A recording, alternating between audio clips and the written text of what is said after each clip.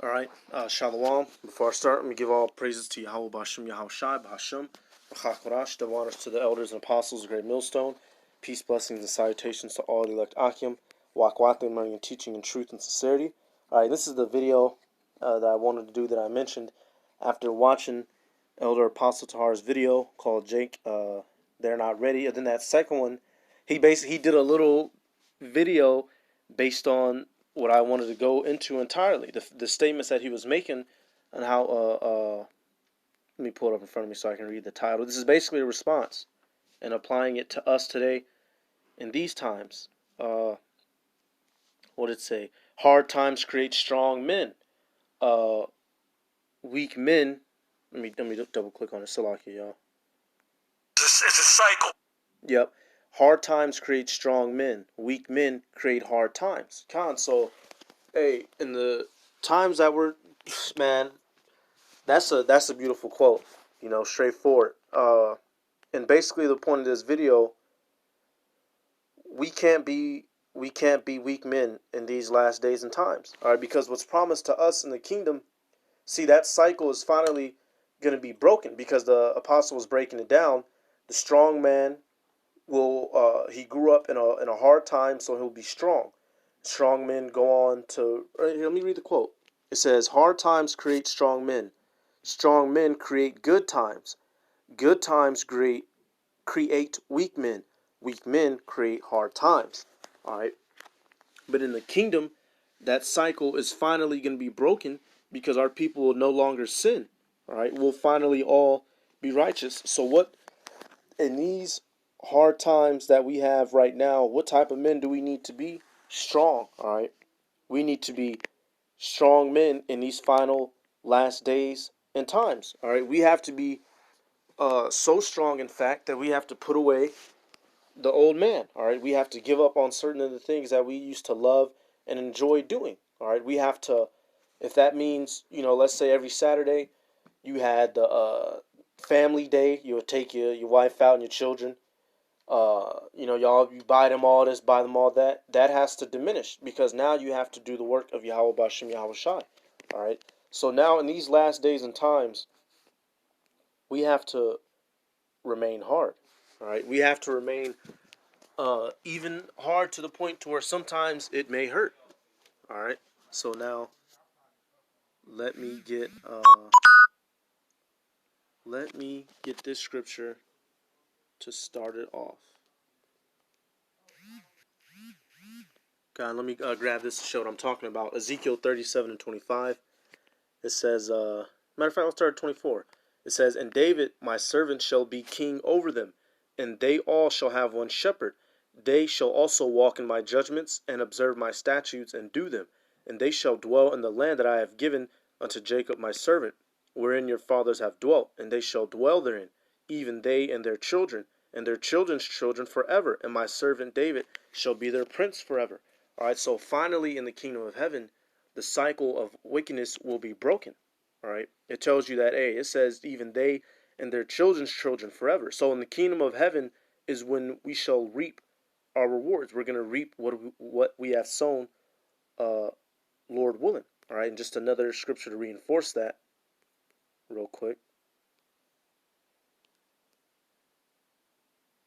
This is Ezekiel 36 now.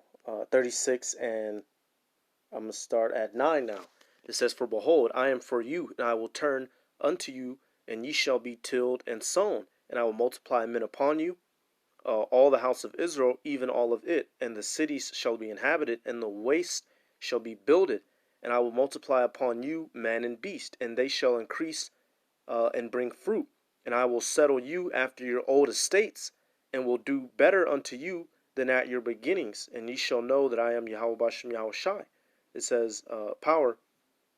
It says, yeah, I will cause men to walk upon you, even my people Israel, and they shall possess thee, and thou shalt be their inheritance, and thou shalt no more henceforth bereave them of men. So in the kingdom of heaven, it's promised to us that, hey, in the kingdom, we're going to have it better than what we had it when we first came into the land of Israel. All right, we're going to have our animals back, our fruits and vegetables back, our children, everything. That's going to be the reward.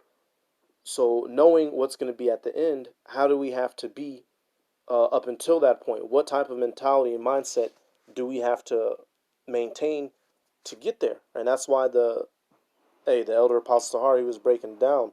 Hey, we got to be hard and strong in these times, mentally and spiritually.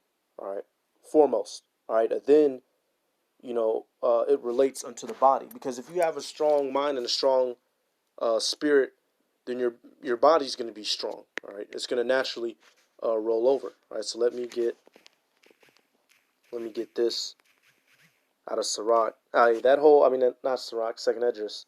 That whole video the apostle was doing, all I could do was agree and say Cant. That's all. It was another one of them cold ones. All you could do was agree and just say Cant. All right, because our people being weak is what led us to this position. Our people, beginning with Adam, him becoming weak to Eve. Matter of fact, I'm gonna get a couple examples, then I'll get this scripture that I want to get. Let me get this real quick, because Adam fell to Eve, and that's what kicked it all off. Hey, every time we're weak, nothing good comes to us. Nothing goes our way. So we have to be strong. If we have to deny ourselves, then we have to deny ourselves. All right. If we have to give up on certain friendships in the world, then we have to give up on those friendships, and that just simply is how it has to be.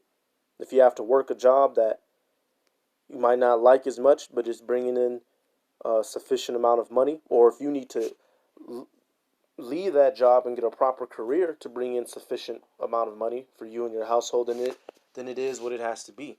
All right. This is 1 Timothy 2:13. It says, "For Adam was first formed, then Eve." It says, "And Adam was not deceived, but the woman being deceived was in the transgression." All right, so we know that Adam fell down into sin through Eve. Matter of fact, let me get this out of the Apocrypha. Hey, that even Edris, he had basically he shrieked out. He cried. Look, 2 Esdras chapter 7, verse 48. It says, "O thou Adam, what hast thou done? For though it was thou that sinned, thou art not fallen alone, but we all that come of thee." In modern day humanity, we're all descendants of Adam, and the Eve. And every time we do something weak, every time we give in to the spiritual demon Satan, or the many different demons that afflict us, our nation fell. All right. Let me get another example. When you get the man Eli, all right, because like the apostle was saying, you can have a man that was righteous, that was higher up, but then his sons weren't. All right, because that man, he grew up and was born in tribulation and affliction, so he had to be a certain way. But his sons grew up in riches and in wealth. All right, they didn't know the poverty of their father, so they grew up contrawise. And I'm just gonna pull this example out of what is it? First Samuel. Let me see. First Samuel. What is it? Second. Count another one. Yep. First Samuel 3:11. Now it says, "And the Lord said to Samuel, Behold, I will do a thing in Israel, at which both the ears of every one that heareth it shall tingle. And that day I will perform against Eli all things which I have spoken concerning his house. When I begin, I will also make an end. For I have told him that I will judge his house forever for the iniquity which he knoweth, because his sons made themselves vile, and he restrained them not. And therefore I have sworn unto the house of Eli that the iniquity of Eli's house shall not be purged with sacrifice nor offering forever." All right, and if you continue reading, you'll learn that basically two of his two sons was wicked. All right, and Eli, he was showing too much love, or no, he was showing too much weakness with them. He was being too weak towards them and allowing them to rip and run. And eventually they died, and then eventually Eli died. All right, it involved him. If I remember correctly, he fell backwards and broke his neck. All right, so whenever we're weak as a nation, when any one of us slip, nothing good comes of it. All right, so in these latter days and times, what manner of persons ought ye to be? All right, we have to be strong. We have to be hardcore. Sometimes you have to miss out on your children's if you got them on a basketball game or whatever the hell. All right, you gotta skip birthdays, you gotta skip funerals. All right, you gotta skip meals. All right, sometimes you need to fast. All right, sometimes you gotta miss sleep. Yeah, man, shit, I ain't read in 2 days. Fuck that, I can't go to sleep yet. You gotta get in that type of spirit. All right, the same way that a person who is living in the to give you an example, Jose Aldo, he's a UFC fighter. He grew up in pure unholstered poverty in the streets of Brazil. All right, but he got the idea in his mind. He said, "Look, I'm not living my life like this," and he became a world renowned mixed martial arts fighter. All right, he used to he detailed his story. He used to sleep in garages. He literally used to sleep in alleyways and garages in the favelas, all right, in the ghettos of Brazil. But every day when he woke up, he practiced his skill, which was fighting, all right. And a matter of fact, he got so good at fighting that he either could have went pro at playing soccer or playing mixed martial art or doing mixed martial arts, and he chose to do mixed martial arts, all right. But because of the hard times that he was living in, he knew that he had to become a strong man, and he now provided a lifestyle for himself and for his family that is comfortable. And if this place had the time, what most likely would happen to his children? They'd be weak. Why? Because they're living in good times. Because they didn't have to know poverty. They didn't have to know going to sleep hungry. All right. So hey, if you really care about the so-called your family or whatnot, or you know you're going to be hard in these times. You're going to be tough and you're going to be strong. All right, because in the kingdom is when that cycle is going to be broken. And in order to make it there, we have to be strong and we have to be tough. All right, these are wicked ass, evil ass times. You can't afford to be weak. All right, you be weak, you'll slip up, and that'll be it. All right, matter of fact, let me keep going. Another example, now dealing with Samuel. All right, and Samuel was a great man, but he had I spelled it wrong. That's why it didn't pop up. He had a moment of weakness, which came back to bite him, unfortunately. Uh, this is going to be, yep, this is going to be First Samuel, chapter. Let me see. First Samuel chapter 8, verse 1. It says, "And it came to pass when Samuel was old that he made his sons judges over Israel." All right, now Samuel was a great prophet. All right, and if you've been reading the scriptures, you should know this. He was the one that anointed King David and basically heralded him into becoming king, and was Saul's advisor before Saul became a wicked piece of shit. Jumping down to verse 3, it says, "And his sons walked not in his ways." So his sons weren't strong like Samuel. His sons weren't righteous like him. Why? Because they was the son of a good man. Hey, as soon as they was born, they probably landed in good clothes and good vestures. They was well fed. All right, they didn't have to. They didn't have to. Hey, Samuel was basically adopted. Samuel was taken from his family and given as a man of the Lord from birth. So Samuel probably, hey, his entire life was dedicated to a certain career. His sons, they didn't have to have that same upbringing. So it says what? "And his sons walked not in his ways, but turned aside after lucre, and took bribes, and perverted judgment." All right, so his sons were completely wicked. They were taking money. All right, they was being wicked. They was being wicked. Why? Because they grew up in a good time. Therefore, their minds were weak. Therefore, they did weak things. Which weak things are what? Sin. Verse 4. "Then all the elders of Israel gathered themselves together, and came to Samuel unto Ramah, and said unto him, Behold, thou art old, and thy sons walk not in thy ways. Now make us a king to judge us like all the nations. But the thing displeased Samuel, when they said, Give us a king to judge us. And Samuel prayed unto the Lord." And Samuel, he was old. He couldn't do much physically about it, but knowing his sons were doing wicked, he he slipped up. He was supposed to get them out of power, but he slipped up. That was a moment of weakness, which resulted in ultimately, Saul popped up, and Saul was even worse of a dude. All right, and so there's a whole heap of many more examples of episodes of weakness. All right, when Moses had got weak, when he forgot to give praise to the Heavenly Father, that barred him from being able to enter into the Holy Land. All right, so hey, we can't be weak now, y'all. Hey, we just weren't born in that time period. We're born in this time period right here. Let me get this second Esdras. All right, this is going to be second Esdras chapter 7. I'm going to start at, let me see. Salakia. No, it may not be 7. Salakia, y'all. Salakia, hold up.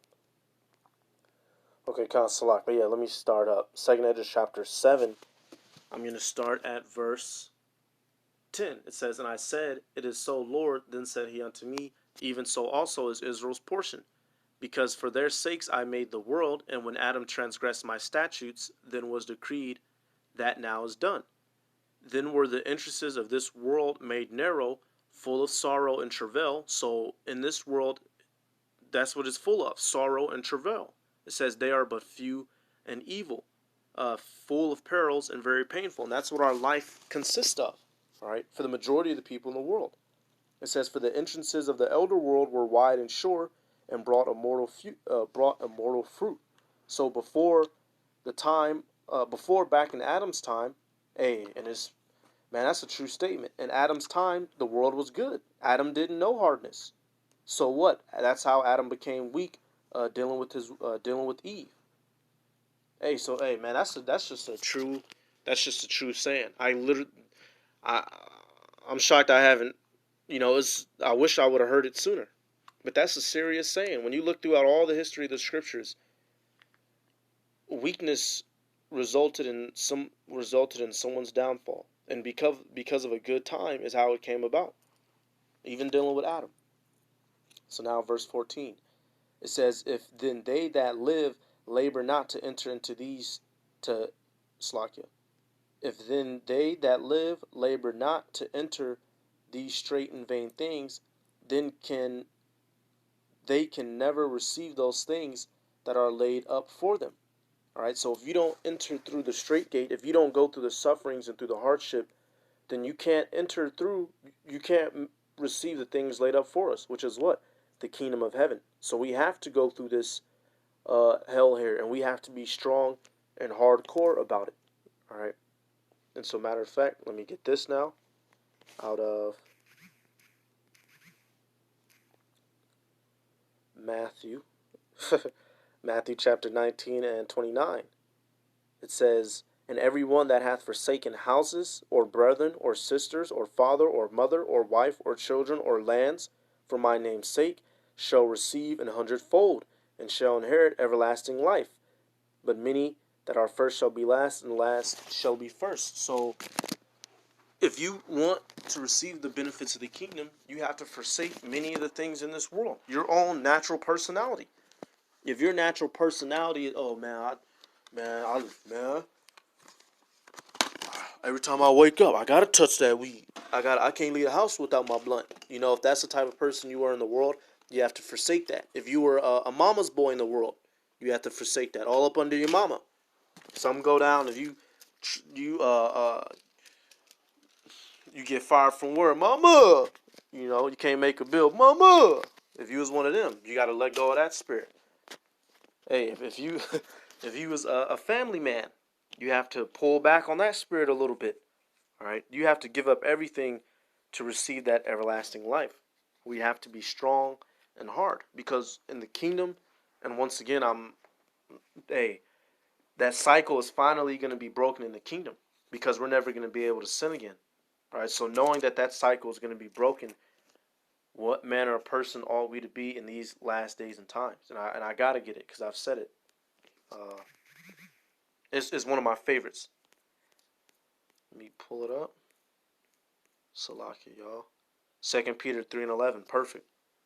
It says, "Seeing then that all these things shall be dissolved." So knowing the destruction that's coming, knowing the left and the right, all right, knowing everything in these scriptures through the spirit and power of Yahweh Bashim Yahushai, given to our elders, given down to us to understand, knowing that all these things are coming, what manner of person, like it says, what manner of persons ought ye to be in all holy conversation and godliness. So what manner of persons ought you to be? Is it fun, happy-go-lucky time? Is it do whatever you want time? All right. Is it be a fat, lazy-ass time? No.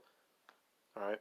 We have to suffer. We have to strive and enter through that straight gate. Matter of fact, taking it back to the second Esdras, it's so, man, I'm not even going to spoil it. I'm going to just say it. I'm going to just get it. And I'm not going to say it. Second Esdras chapter 7. Yep. And I'll end it on this. This is one of my favorites too. Salaki, y'all. I probably should have grabbed this in succession with the other one. Let me see where I want to start. Second Esdras 7 and 5 now. It says, who then could go into the sea to look upon it and rule it? All right, so who, and this is metaphorical. Who's going to be in the kingdom? Who's going to be ruling over it? All right. It says, if he went not through the narrow, how could he come into the broad? So if you didn't go through the sufferings, if you didn't learn what sin is, and then begin to develop a personality to fight back against it, all right, to like the saying that the elders and apostles use, that they're, I forget which one in particular says it. It may have been High Priest Ariah, but one of them said that we had to learn wickedness, all right, so we could appreciate the righteousness, so we could truly be gods in the kingdom of heaven, all right. It says, if he went not through the narrow, how could he come into the broad? There is also another thing. A city is builded and set upon a broad field, and is full of all good things. This is the kingdom of heaven. All right, how are we going to get this good city? How are we going to get this good place, this broad place, this place where there's no more sorrow, no more heathens telling you to get the fuck up and go to work? All right, no more police in your rear view mirror. All right, no more crying ass kids saying they're hungry. Verse 7. The entrance thereof is narrow, and is set in a dangerous place to fall, like as if there were a fire on the right hand, and on the left a deep water. All right, so this, we have to walk the straight and narrow. We have to be hard and tough. And that's just how it has to be. There's destruction on one side and death on the other. And we have to go through it. And those that aren't willing to go through it, they fall. All right. And that's these people in this world. If you're a homosexual, you were too weak. You couldn't cross the path. If you're a woman and you're a lesbo, you couldn't cross the path. If you're a famous rapper dude and you just want to be a famous rapper dude, you couldn't cross that path. All right. If you just want to run the ball in the NFL, all you see is the gridiron. You just want to run the ball. You couldn't cross. You couldn't make it past that bridge. All right. Verse 8. And one only path between them both, even between the fire and the water, so small that there could but one man go there at once. All right, and a matter of fact, even though that we're now in this truth and we now have the Akim and the Brotherhood and whatnot, you're still on this path alone. So no other man can save you. You have to walk this path all on your loney. Even though that you do have the Akim, all right, this is a mental thing. No one shares your headspace. It's you and that brain and then thoughts in your spirit. All right, and Yahweh Bashim Yahweh Shai. That's what it means by so narrow that only one man could go at once. Verse 9. And if this city now were given unto a man for an inheritance, if he never shall pass the danger set before it, how shall he receive this inheritance? So we can't get that kingdom until we go through all these troubles, until we go through this danger, until we know what it's like to go through hard times. And that's just the honest to goodness truth. Hey, and that's a cold saying. I'm gonna have to remember that one. Like recite that in my head a couple times, because that's a cold ass saying. Hey, certain situations you just gotta man up and go through the shit. You just gotta man up, because it's ultimately the steps that we have to take to make it to the kingdom. All right. Hey, if you want that spiritual power, you want all them wives, you want this and that, we're gonna have to suffer for it, and that's the mindset that we have to. You have to continuously put yourself in and remember. All right. So with that, I'm going to give all praises to Yahweh Ba'Shem, Yahweh Shai, Ba'Shem, Rachach double honors to the elders and apostles of Great Millstone. Peace, blessings, and salutations to all the elect Akim. Walk with them, learning, teaching, in truth and sincerity. With that, I'm going to say Shalom.